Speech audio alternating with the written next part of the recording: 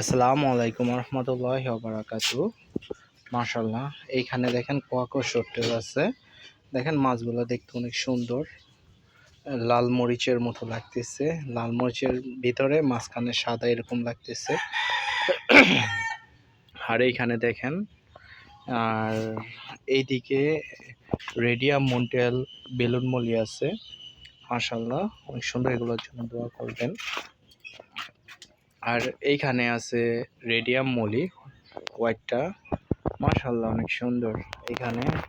আর এই যে আমাদের দেশি টেটটা আছে এখানে, দেশি টেটটা যেটা আমরা চান্দা মাছ নামে চিনি। এই যে মানে দেখতে অনেক সুন্দর, মাছগুলা দেখা যাইতেছে অনেক সুন্দর।